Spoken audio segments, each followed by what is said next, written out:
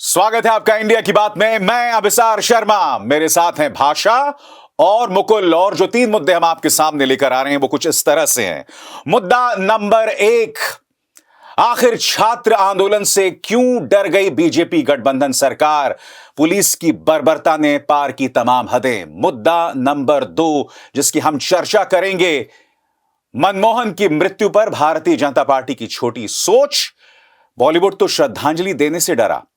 और मणिपुर के मुख्यमंत्री की सॉरी, मगर क्या यह काफी है? प्रधानमंत्री अब तक खामोश क्यों हैं? मगर शुरुआत हम करना चाहेंगे छात्र आंदोलन के साथ, जो कि बिहार में हो रहा है। बिहार लोक सेवा आयोग की परीक्षा को मुलतवी करने को लेकर वहां पर हमने देखा पुलिस ने किस बेरहमी से छात्रों की पिटाई की। जो पुलिस वाले पिटाई कर रहे थे वो खुद बीपीएससी के जरिए जो है पुलिस में गए होंगे, मगर किस बेरहमी से पिटाई की गई। नीतीश अब तक खामोश हैं, एक शब्द नहीं कहा। और ये छात्र बहुत शांतिपूर्वक तरीके से आंदोलन कर रहे थे। आखिर सत्याग्रह से क्यों डरती है बीजेपी और नीतीश कुमार, जो खुद छात्र आंदोलन की पैदाइश हैं? क्या इस मुद्दे का पंच बताएंगी भाषा? अभी सार एक बात साफ है कि नीतीश कुमार जो जेपी आंदोलन के प्रोडक्ट हैं, आज सबसे बड़े दुश्मन के तौर पे देखे जा रहे हैं छात्र आंदोलन के। और इसके पीछे जो बर्बरता हुई है उसमें निश्चित तौर पर बीजेपी की एक अहम भूमिका है। ये सारा का सारा खेल इसलिए है ताकि आंदोलन को क्रिमिनलाइज करके बिहार में चुनाव होने हैं और वहां पर एक दूसरे ढंग का माहौल बनाया जाए। लेकिन उल्टी गिनती छात्र ही शुरू करेंगे बिहार से नीतीश बाबू की। अभी सार क्या है इस पे आपका पंच? सत्याग्रह को लेकर भारतीय जनता पार्टी की एलर्जी अपवाद नहीं है। शांतिपूर्ण आंदोलन को लेकर हम जानते हैं किसान आंदोलन में क्या हुआ, हमने शाहीन बाग आंदोलन में देखा। इन आंदोलनों को बदनाम करने के लिए भारतीय जनता पार्टी और उसका प्रचार तंत्र किसी भी हद तक चला गया। मगर मुख्यमंत्री नीतीश कुमार को शर्म आनी चाहिए। आप जेपी आंदोलन से निकले हैं, छात्र आंदोलन से निकले हैं, मगर आप इस तरह से बर्बरता कर रहे हैं। तमाम हदों को आपने पार कर दिया है। मुकुल, क्या इस मुद्दे का पंच? हाँ, मेरा भी कहना है विशाल कि सरकारें इसलिए ही बेरहमी कर रही हैं क्योंकि वे जानती हैं कि हम बहुत जल्दी भूल जाते हैं। जब तक चुनाव में फर्क ना हो उन्हें कोई फर्क नहीं पड़ता। वो नीट आंदोलन देख लीजिए, नेट का देख लीजिए या बीपीएससी का देख लीजिए, इसलिए उन पर कोई फर्क नहीं पड़ता। वो सोचते हैं कि ये सब भूल जाएंगे। भाषा, हमने वो तस्वीरें देखी थी, खौफनाक तस्वीरें, पुलिस किस बेरहमी से मार रही है। हम ये देख रहे हैं कि छात्र के कपड़े उतार दिए गए और ये बेरहमी जारी थी। वाटर कैनन से आप ठिठुरती ठंड में, कड़ाके की ठंड में आप इस तरह से हमला कर रहे हैं। यानी कि सिस्टम के अंदर इस कदर, जिसे कहते हैं ना, सामंती सोच है कि भाई तुम्हारी औकात, तुम्हारी हिम्मत कैसे कि तुम आंदोलन करो। और वो नफरत दिखाई दे रही थी। आपने बिल्कुल सही कहा, जो सामंती सोच वाली है, क्योंकि यहाँ पर बहुत कम चर्चा अभिसार इस मुद्दे पर है कि यहाँ पे लड़कियां बैठी हुई हैं। और मैंने तो उन लड़कियों से बात की जो वहां पर पिछले 15-16 दिन से धरने पे गर्दनी बाग में बैठी हैं। और आप देखिए कि कुछ चैनल्स में, जो लोकल चैनल्स हैं, उन्होंने दिखाया कि किस तरह से लड़कियों को उठाकर जो लड़कों की भरी हुई वैन है उसमें डाल दिया जाता है। और वो लड़कियां चीख रही हैं कि महिला पुलिस कहाँ है, पुरुष पुलिस हमें कैसे घसीट कर ले जा रही है। तो ये जो सारे दृश्य हैं ये बड़े रोंगटे खड़े करने वाले हैं। और खास तौर से इसलिए क्योंकि उनको पता है, नीतीश कुमार से ज्यादा किसी को पता नहीं है कि बीपीएससी कितने लोग देते हैं। इस बार 4 लाख बच्चों ने दिया, कई 80,000 करीब कहे कि वो हम लोग भर नहीं पाए। अब लेकिन देखिए 10,000 लोग, अभी जो बंद हुआ है, जो चक्का जाम हुआ 31 तारीख को, 19 जिलों में चक्का जाम हुआ है। इसका मतलब बाकी स्टूडेंट्स को भी लग रहा है कि आज की तारीख में अगर हम नहीं आए तो इनको भी हक नहीं मिलेगा। नहीं, भाषा, एक मिनट भाषा, एक और चीज ना, आप कह रहे हैं बाकी स्टूडेंट्स, वो बहुत सही मुद्दा पकड़ा आपने। हर विद्यार्थी, चाहे वो क्या कहते हैं अग्निवीर के खिलाफ उतरे, चाहे वो पेपर लीक को लेके उतरे, नीट को लेके उतरे, इस सरकार का मौजूदा निजाम का रवैया है एक किस्म का इवेसिवनेस। इनकार करो, बात ही ना ठुकराओ, बात मत करो। दूसरी बात कि हम और आप बात कर रहे हैं, बिहार में लोग जानते हैं सोनू कुमार ने सुसाइड किया।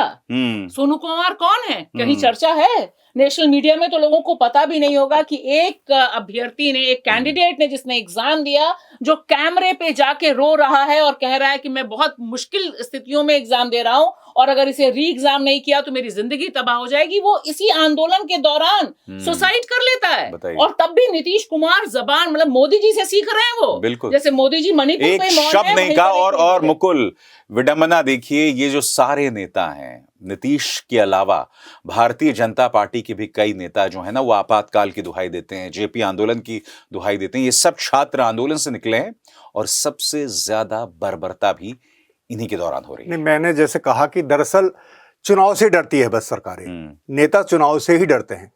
उन्हें ये पता चल गया है दरअसल कि इन आंदोलनों से ये तो आंदोलन हम इसलिए करते हैं कि हम ये साबित कर सकें कि हम जिंदा हैं और हम प्रतिरोध करेंगे, लेकिन ये एक इतिहास है। आपने देखा नोटबंदी में लाइनों में लोग मर गए, कोविड में लाठियां पड़ी, ऑक्सीजन के लाले पड़ गए, किसान आंदोलन हुआ, ये नीट हुआ, नेट हुआ।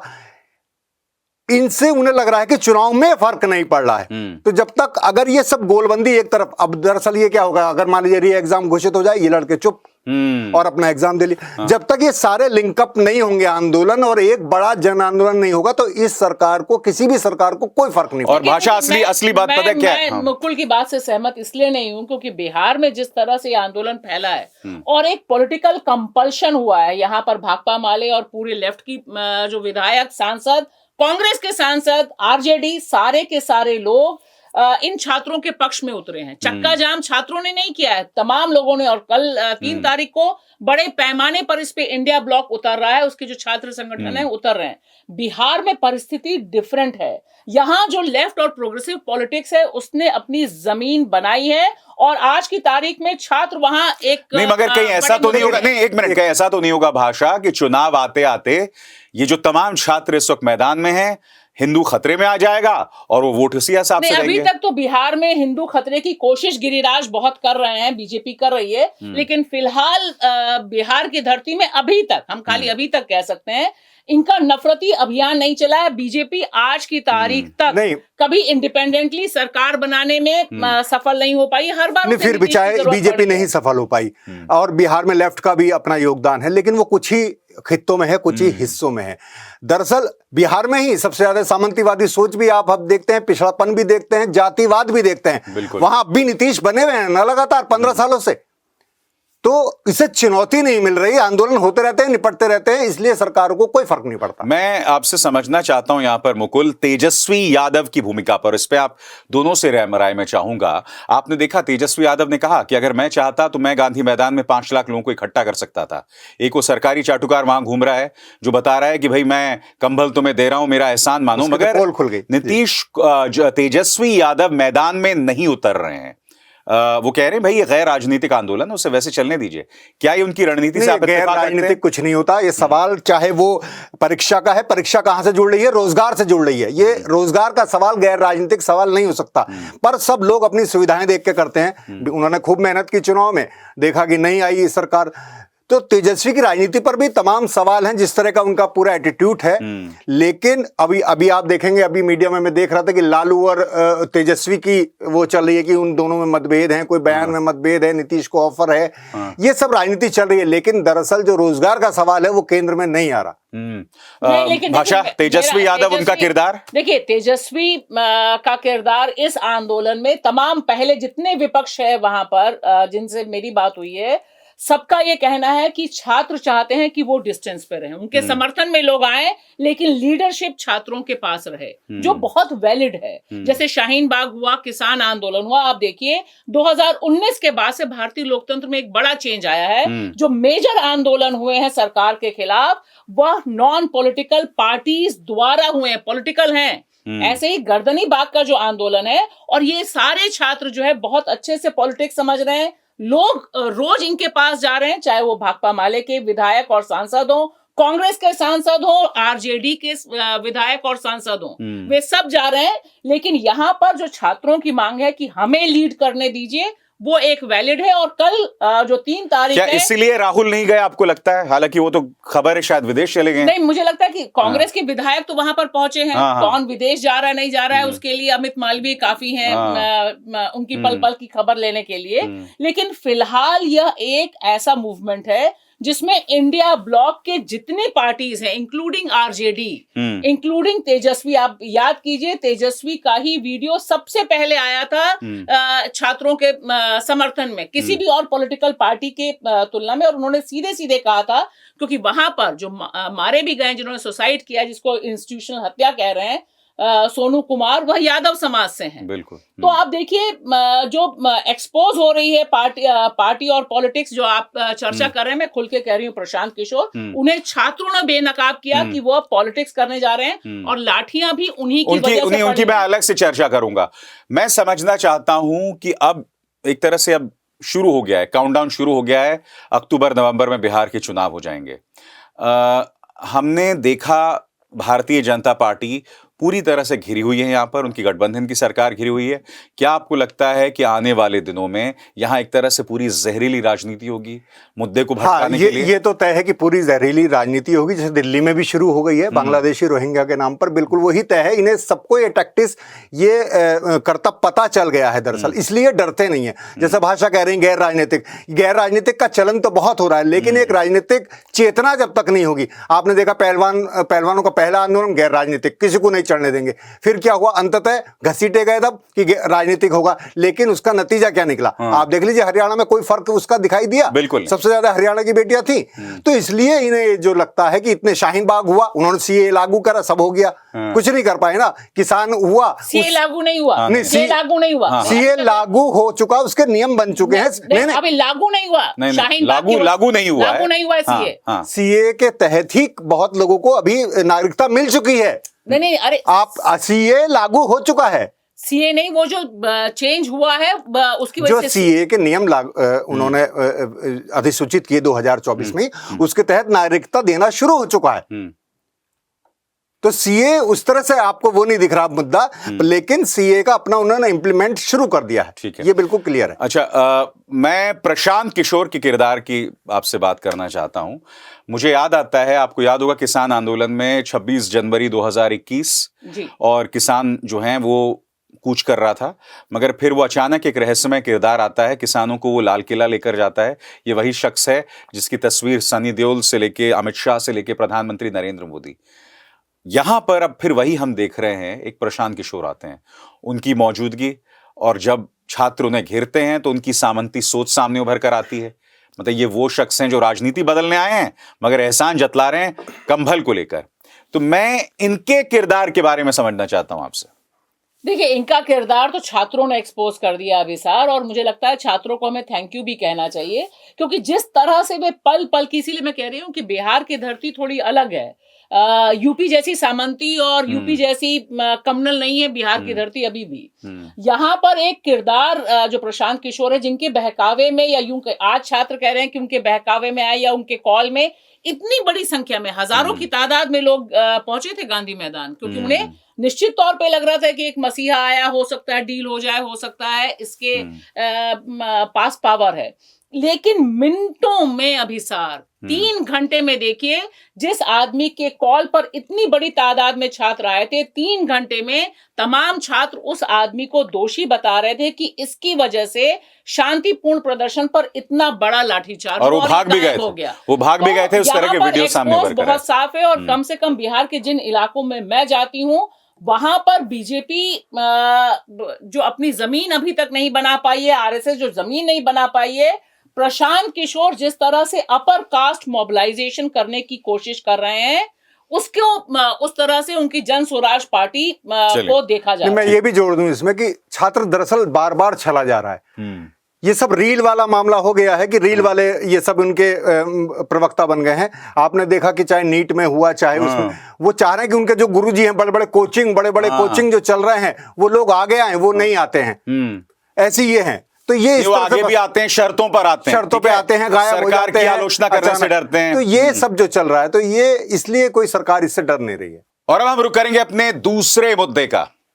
पूर्व प्रधानमंत्री मनमोहन सिंह हमारे बीच नहीं रहे। वो शख्स जो कि एक लिबरल भारत के जनक बताए जाते हैं, आर्थिक उदारीकरण की नींव जो है उन्होंने ही रखी थी। मनमोहन सिंह की मृत्यु के बाद भारतीय जनता पार्टी की सोच सामने उभर कर आई। उनका अंतिम संस्कार निगमबोध घाट में हुआ। उनके स्मारक को लेकर बाकायदा मिन्नतें करनी पड़ी, मगर सबसे शॉकिंग चीज जो सामने उभर कर आई वो है कि बॉलीवुड में चाहे शाहरुख खान हो, अमिताभ बच्चन हो, अक्षय कुमार हो, सलमान खान, आमिर खान, किसी ने भी उनके प्रति श्रद्धांजलि नहीं दी। हां, उसके अगले दिन शाहरुख खान प्रधानमंत्री नरेंद्र मोदी की मन की बात पर टिप्पणी कर रहे थे। क्या है इस मुद्दे का पंच, बताएंगे मुकुल। हाँ अभिसार, मेरा मानना है कि मेरे लिए कोई भावुकता का प्रश्न नहीं है। निगमबोध घाट से भी मुझे कोई दिक्कत नहीं, लेकिन मैं ये चाहता हूं कि सारे पूर्व प्रधानमंत्रियों के साथ एक सा व्यवहार हो, और जहां तक बॉलीवुड की बात है मुझे उससे कोई उम्मीद नहीं है। भाषा, क्या है इस मुद्दे का पंच? देखिए, मेरा मानना साफ है अभिसार कि इस समय मोदी सरकार ने नीचे कितना गिर सकते हैं, कितने अपने नियम या प्रेस्टीज को नीचे गिरा सकते हैं, इसकी सीमा ही छोड़ दी है। ठीक उसी तरह से लुढ़कते जा रहे हैं जैसे रुपया लुढ़कता जा रहा है। और मनमोहन सिंह में निगमबोध घाट में होना, वहां पर उनके परिजनों का मोदी जी द्वारा सम्मान ना किया जाना, कुर्सी तक से खड़ा ना होना, और साफ बात है कि मनमोहन सिंह से उनको जो मिर्ची लगती है वह भी क्लियर हो गया। लास्ट राइट में भी जहां पे एक प्रोटोकॉल फॉलो होता है, उस प्रोटोकॉल को भी ठीक से फॉलो ना करके बताया कि वह बदले की सरकार चला रहे हैं। अभिसार, क्या है इस पे आपका पंच? इस मुद्दे पर मेरा पंच यह है कि शाहरुख खान प्रधानमंत्री नरेंद्र मोदी की मन की बात पर टिप्पणी कर सकते हैं, मगर एक शब्द मनमोहन सिंह के बारे में श्रद्धांजलि के तौर पर नहीं दे सकते। शाहरुख को यह नहीं भूलना चाहिए कि जब वो एक्टर थे मनमोहन के कार्यकाल में, तो उन्हें सिर्फ एक एक्टर के तौर पर देखा जाता था। अब उनकी मजहबी पहचान पर हमला किया जाता है, उनके बेटे को एक झूठे ड्रग्स केस में फंसाया जाता है। अरे कुछ और नहीं तो दिलजीत दोसांझ से सीख लेते। वो दिलजीत जिसने अपने कॉन्सर्ट में मनमोहन सिंह को लेकर श्रद्धांजलि भी दी और प्रधानमंत्री नरेंद्र मोदी से भी मुलाकात की। तो भाषा, वाकई दिलजीत से ही भाई आप सीख लेते। आप में इन लोगों का मॉरल कंपास इतना बिगड़ चुका है, ऐसे कायर हो चुके हैं, और वही इनकी क्रिएटिविटी पर रिफ्लेक्ट होता है। क्योंकि जो डरी हुई जिसे कहते हैं ना कौम होती है, वो कहां कुछ रचनात्मक करेगी। तो जो लोग डरे हुए हैं, जो श्रद्धांजलि भी नहीं दे सकते, उनका यही हश्र होना है। और देखिए, एक बात यह भी साफ हो गई है कि किस तरह से पूरी की पूरी सारे ये बॉलीवुड के लोग एक कठपुतली की तरह काम कर रहे हैं, और इनकी रोल मॉडल कंगना रनौत हैं। सबको लग रहा है कि हाय कंगना रनौत, हम ना हुए, तुमने इतनी चाटुकारिता की, तुम पहुंच गई, सांसद बन गई। तो आज की तारीख में बॉलीवुड से कोई उम्मीद होना बहुत मुश्किल है, क्योंकि हमने तो श्याम बेनेगल अभी गुजरे, तब भी देखा कि तमाम लोग कहां पर थे, कैसे बात कर रहे थे।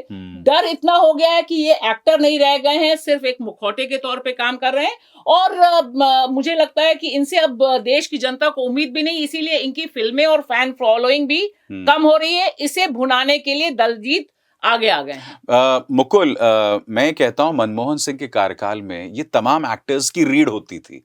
ये लोग पेट्रोल के घटते दामों पर टिप्पणियां करते थे, देश में जो चल रहा है उस पर टिप्पणी करते थे। अब पूरी तरह से खामोश हैं। तो जिस मनमोहन के कार्यकाल में तुम्हें एक रीढ़ मिली हुई थी, जहां तुम खुल के रचनात्मक फिल्में बना सकते थे, कम से कम एक शब्द तो कह देते। नहीं तो देखिए, बॉलीवुड का तो यही हाल है, और रीढ़ के मामला नहीं है, बस उसमें ये डर नहीं था मनमोहन सरकार में कि भाई आपको देशद्रोही, एंटी नेशनल इस तरह से कहा जाएगा, बस यही था। वैसे मनमोहन सरकार में भी कम दमन नहीं हुआ है, तमाम दमन हुआ है।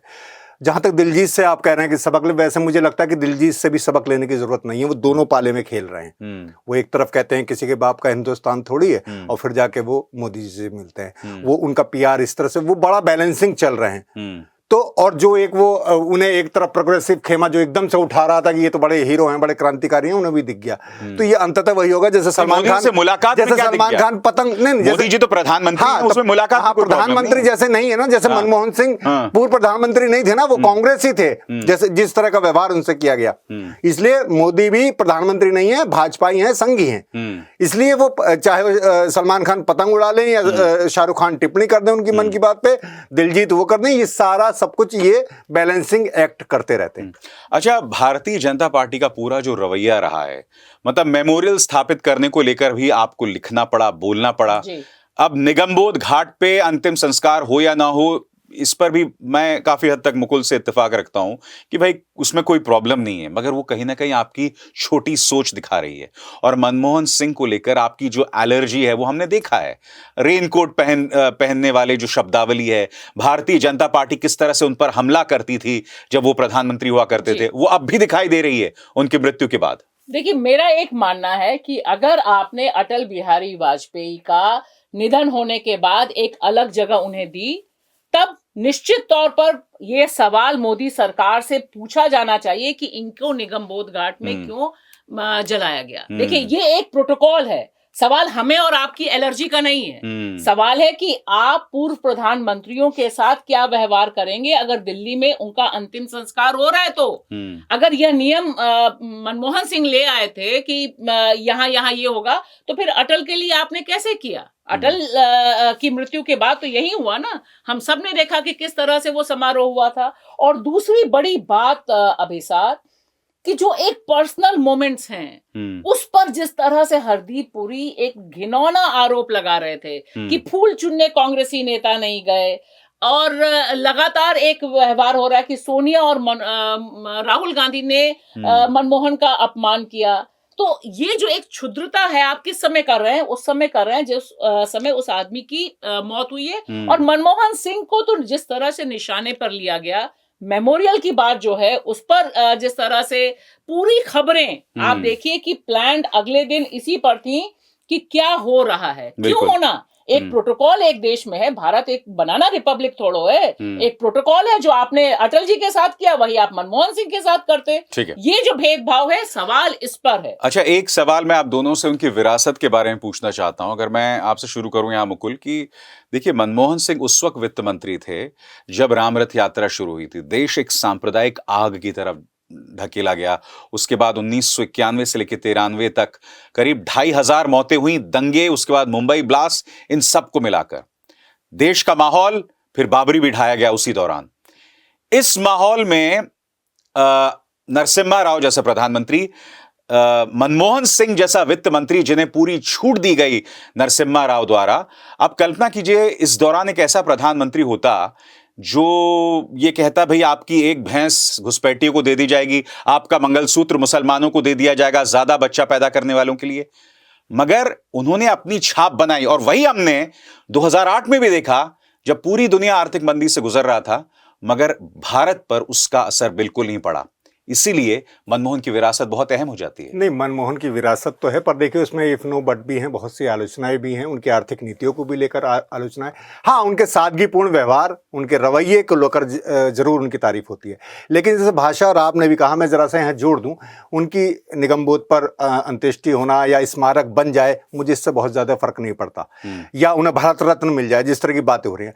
मेरा चिंता जो है कि जो मनमोहन सिंह की लोक कल्याणकारी नीतियां थी, जिस भी वजह से, चाहे वो सोनिया गांधी की वजह से हो, चाहे वो वाम समर्थन की वजह से हो, चाहे वो मनरेगा थी, सूचना का अधिकार था, उन्हें लगातार कमजोर किया जा रहा है। अगर उन्हें मजबूती दी जाए तो मैं समझूंगा कि मनमोहन सिंह को सच्ची श्रद्धांजलि होगी। अच्छा, आप देखिए, मैं जो फर्क की बात कर रहा हूं ना, 2014 से पहले क्या होता था। 2014 से पहले, और जिसका अक्सर मैं जिक्र करता रहा हूं, हम लोग आगे देखते थे। भारत विज्ञान के क्षेत्र में, डॉक्टरी के क्षेत्र में, सूचना प्रौद्योगिकी के क्षेत्र में अंतर्राष्ट्रीय मानचित्र पर अपनी दस्तक दे रहा था। अब आपको याद है वो एक वीडियो वायरल हो रहा है ट्रंप समर्थक का, जिसमें वो कह रहा है कि हम भारतीयों को अंदर अलाउ नहीं करेंगे क्योंकि ये गोमूत्र पीने वाले, गोबर खाने वाले लोग हैं। यानी कि देखिए सोच कैसे बदल गई 10 सालों में। और इसीलिए मैं कह रहा हूं, मनमोहन सिंह, या ये कहा जाए गैर भाजपा जो राज था 1991 के बाद, बीच के 5 साल को छोड़ दिया जाए अटल जी के शासन को, तो वो फर्क दिखाई देता है यहां पर। देखिए, आज इसीलिए शायद मनमोहन सिंह को इतना लोग याद कर रहे हैं, क्योंकि जिस समय मनमोहन सिंह सत्ता से बाहर हुए, उस समय वो एक डिस्क्रेडिटेड प्रधानमंत्री के तौर पे बाहर हुए। हम सब ने देखा 10 साल के शासनकाल के बाद। आज 2 चीजों की वजह से मनमोहन सिंह की याद सबसे ज्यादा आ रही है कि कम से कम मीडिया को उन्होंने इस तरह से पालतू नहीं बनाया था। प्रेस कॉन्फ्रेंस करने वाले प्रधानमंत्री थे, और अपनी प्रेस कॉन्फ्रेंस में उन्होंने सीधे सीधे कहा था कि अगर जब उनसे सवाल पूछा गया था एक मजबूत प्रधानमंत्री और उसके तौर पे, तो उन्होंने कहा था कि 2000 लोगों का कत्लेआम करने वाला व्यक्ति मजबूत नहीं हो जा सकता और यह एक डिजास्टर होगा। तो आप देखिए, यह एक इंपॉर्टेंट बात है कि आप एक मीडिया से डायलॉग में जाते हैं, मीडिया से मतलब लोकतंत्र से आप एक डायलॉग में जाते हैं और ओपन डायलॉग होता है। उनकी प्रेस कॉन्फ्रेंसेस हम सबने अटेंड की हैं। और दूसरा जो बहुत इंपॉर्टेंट है कि वहां पर आलोचना की जगह थी, यूएपीए वही लेकर आए जिसकी वजह से आज सबसे ज्यादा देश में नुकसान है। लेकिन उस समय भी आप एक डायलॉग कर सकते थे। जो हमने बिहार में बात की, बिहार जैसी स्थिति होती तो हम एक विरोध प्रदर्शन करते, आप एक डायलॉग करते और उनकी एक अकाउंटेबिलिटी थी। और साथ ही साथ जिसके लिए उनको सबसे ज्यादा बदनाम किया गया कि एक अलग से कोठरी है, वो कोठरी अलग से नहीं थी, वो सिविल सोसाइटी की कोठरी थी, जिसकी वजह से सूचना का अधिकार देश में मिला, खाद्य सुरक्षा मिली, तमाम मनरेगा जैसी चीजें और इसी के चलते मुकुल अन्ना आंदोलन खड़ा हो सका। अब वो उसके पीछे किरदार कौन थे वो तो अब दिख ही रहा है, वो एक अलग बात है, मगर कम से कम एक ऐसा बड़ा आंदोलन उस वक्त खड़ा हुआ था। कांग्रेस को उसका नुकसान भी हुआ। और आज की तारीख में आंदोलन करना यानी एंटी नेशनल करना, फिर आप विदेशी मोहरे बन जाते हैं, जॉर्ज सोरोस और न जाने क्या क्या। नहीं, ये तो है। अब आंदोलन तो देखिए, जैसे आपने भी कहा कि एक गाली बना दिया गया है, सत्याग्रह जैसे शब्द, शांति, आजादी, ये सब बिल्कुल डिस्क्रेडिटेड हो गए हैं। तो आज की तारीख में तो हम अन्ना आंदोलन या निर्भया आंदोलन जैसा आंदोलन सोच नहीं सकते। बिल्कुल, हमें बिल्कुल एंटी नेशनल पता चला, उमर खालिद जैसा ही हम जेल में पड़े हैं। तो ये सारी चीजें तो हुई हैं। पर एक चीज मैं जोड़ना चाह रहा था कि मोदी जी ने तमाम रिकॉर्ड तोड़ दिए, तमाम नए नए रिकॉर्ड बनाए, इतना लंबा भाषण, लेकिन बस वो उनके साथ मुझे लगता है कि यही वो रह जाएगा कि वो मनमोहन का ये रिकॉर्ड नहीं तोड़ पाए कि उन्होंने प्रेस कॉन्फ्रेंस की। वो आखिरी प्रधानमंत्री थे जिन्होंने प्रेस कॉन्फ्रेंस, बिल्कुल, ये अभी तक मोदी के नाम नहीं आया। सही बात है। और अब हम रुक करेंगे अपने तीसरे अहम मुद्दे का। मणिपुर के मुख्यमंत्री बीरेंद्र सिंह ने माफी मांग ली है, इतनी देर बाद, जब इतने लोग मर गए, डबल इंजन की सरकार पूरी तरह से एक्सपोज हो गई। सबसे बड़ी बात, प्रधानमंत्री नरेंद्र मोदी अब भी खामोश हैं। समानांतर तौर पर हम क्या देख रहे हैं, नया साल शुरू हो रहा है। अभी कुछ ही दिनों पहले आपने उड़ीसा में देखा, ट्राइबल महिलाओं को पेड़ से बांधकर उन्हें बेइज्जत किया जा रहा था। अभी साल के पहले ही दिन मुरादाबाद में एक बॉडी बिल्डर को मौत के घाट उतार दिया, उसकी मॉब लिंचिंग हो गई, गोकशी का आरोप। तो ये सब हो रहा है और ये अपने आप में बहुत कुछ कहता है। भाषा, क्या है इस मुद्दे का पंच? अभिसार, एक बात साफ है कि लोकतंत्र में पाप सॉरी से नहीं धुलते हैं।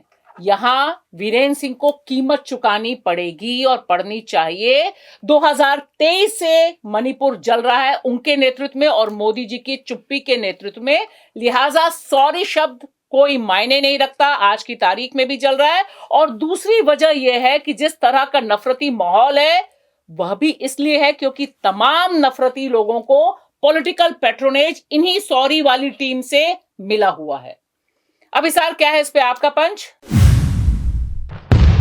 इस मुद्दे पर मेरा पंच यह है कि क्या यहां पर डबल इंजन की सरकार का लॉजिक कोई नहीं दिख रहा है? संदेश खाली होता है। आरजी कर मेडिकल कॉलेज में एक जघन्य बलात्कार और फिर हत्या होती है, उस पर हम प्रेसिडेंट्स रूल की बात करते हैं। वहां के जो राज्यपाल हैं वो लोग भाजपा के प्रवक्ता के तौर पर काम करते हैं, मगर जो हो रहा है मणिपुर में, क्या एक सॉरी से सब कुछ धुल जाएगा? कोई आज ये सवाल क्यों नहीं पूछ रहा है कि प्रधानमंत्री नरेंद्र मोदी वहां क्यों नहीं जा रहे हैं? कितनी बार ये कहा जा चुका है, मगर ये सब नहीं हो रहा है। क्या इस मुद्दे का पंच, बताएं मुकुल। मेरा मानना यह है कि ये सॉरी का समय नहीं है, ये इस्तीफे का समय है। और जहां तक मोदी जी की चुप्पी की बात है, वो शायद सॉरी कहेंगे जब मणिपुर के चुनाव आएंगे। सबसे बड़ी बात, सॉरी में भी इतनी देरी, इतने दिनों बाद इतने जघन्य केसेस हो गए, मामले हो गए, अब जाकर सॉरी बोल रहे हैं। और वो सॉरी भी बहुत ही अजीबोगरीब है कि आप सब भूल जाइए जो हो गया है। अरे भाई, कैसे भूल जाएं भाई? नहीं, और क्यों भूल जाएं? हाँ। सवाल है कि जिस समय वो सॉरी कह रहे हैं, 2 दिन पहले पत्रकारों पर हमला होता है वहां पर, आप सॉरी कह रहे हैं और आप यह बताने की कोशिश कर रहे हैं कि आज की तारीख में भी वीरेंद्र सिंह की सरकार अभिसार मणिपुर में एक ही समाज के पक्ष में खड़ी हुई है, कुकी को लगातार निशाने पे ले रही है। जो पूरा का पूरा क्रिसमस और नए साल का सेलिब्रेशन है वो किस तरह से मना मणिपुर में, इसकी जिम्मेदारी किसकी है? गवाह कौन देगा? वहां से 2 जो सांसद हैं वो सदन में खड़े होकर शीत सत्र में भी रो रहे थे मैंने उनसे मुलाकात की और आप देखिए कि जिस तरह की हृदय विदारक घटनाओं का वो ब्यौरा दे रहे थे, वो तो रोंगटे खड़ा कर रहा था। कहते हैं कि भारत का हिस्सा ही नहीं लग रहा मणिपुर, किसी को चिंता नहीं है, यहाँ पर बस मिलिटेंट ग्रुप्स के हवाले मणिपुर को जलने सुलगने के लिए छोड़ दिया गया है। कहीं भी और होता तो तुरंत ही वहां पर हस्तक्षेप होता। आज की तारीख में तो लॉलेसनेस है और आप बहुत प्रेम से आए, सॉरी कहा और हेडलाइंस देखिए कैसे आप बनाते हैं। ये सारा खेल हेडलाइंस बनाने का है कि आप साल के अंत में सबसे बड़े लीडर के तौर पे आ रहे हैं कि माफी और आप सब भूल जाइए, मैं वैसे के वैसा ही रहूंगा, मेरा प्रशासन वैसे रहेगा, मोदी जी का मौन व्रत वैसे रहेगा एंड ऑल इज वेल। और कटघरे में यहां कई चीजें हैं। सबसे बड़ी बात, भाजपा का सबसे बड़ा चुनावी नारा डबल इंजन की सरकार, वो कटघरे में है। आप कई मुद्दों पर राष्ट्रपति शासन की बात करते हैं, जो घटना हो जाती है उस पर आप राष्ट्रपति शासन की बात करते हैं। यहां एक पूरा प्रकरण चल रहा है, एक किस्म का सिविल वॉर चल रहा है साहब, उस पर कोई इस्तीफा नहीं, अमित शाह की कोई जवाबदेही नहीं, जिस व्यक्ति की जवाबदेही यहां पर होनी चाहिए। नहीं तो ये तो आपराधिक है, बिल्कुल आपराधिक है। ये चुप्पी आपराधिक थी, ये सॉरी भी आपराधिक है। मैं इसके कहता हूं कि सॉरी का कोई मतलब नहीं, आपको जवाबदेही लेनी होगी, जिम्मेदारी लेनी होगी कि मेरी वजह से या मेरी विफलता, मेरी नाकामी है। ये वीरेंद्र सिंह को भी लेना होगा और मोदी को भी। 3 मई 2023 से वो जल रहा है मणिपुर, आज हम 2 जनवरी 2025 में हैं, तो इतना समय हो गया। वाकई में मैं कह रहा हूं कि अगर इसमें कहीं विपक्ष की सरकार होती तो अब तक राष्ट्रपति शासन लग चुका होता। और एक चीज मैं और कहूंगी कि मणिपुर एक टेस्ट केस इसलिए भी है अभिसार, क्योंकि यहां पर माइनॉरिटी और मेजॉरिटी का जो खतरनाक खेल खेला है डिवाइड का, वह बता रहा है कि जब यह डिवाइड असली में जमीन पे हो जाता है तब नफरत को पैचअप नहीं किया जा सकता। खाई जैसे बढ़ाई गई है यहाँ मैतेई और बाकी समाज में, मेजॉरिटी मैतेई है, उसको आपने बता दिया कि वह खतरे में है। तो जिसी तरह से हिंदू खतरे में, उत्तर प्रदेश में जो पूरा टेस्ट केस चल रहा है संभल के बाद, वह बहुत खतरनाक है विशाल। अच्छा, हेट क्राइम्स की अगर हम बात करें, एक त्वरित टिप्पणी दोनों से चाहूंगा। मुकुल, सबसे पहले आपसे, आप देखिए बालासोर में जो हुआ कि एक ट्राइबल महिलाओं को बांध दिया गया, उन पर आरोप के धर्मांतरण करा रहे हैं। उड़ीसा में लगातार उफान आया ऐसी घटनाओं में, यानी कि एक बार वहां डबल इंजन की सरकार बन गई तो देखिए क्या हो रहा है डबल इंजन की सरकार के नाम पे। नहीं, ये तो हो रहा है। मैं ये कह रहा हूं कि ये तो बहुत आपराधिक है ही। अब तो ईश्वर अल्लाह तेरो नाम कहने पर ही इतना बड़ा हो हल्ला हो जाता है। बीजेपी वाले माफी मंगवा लेते हैं लोगों से, राष्ट्रगान गाते हुए छात्र को पिटाई कर दी जाती है।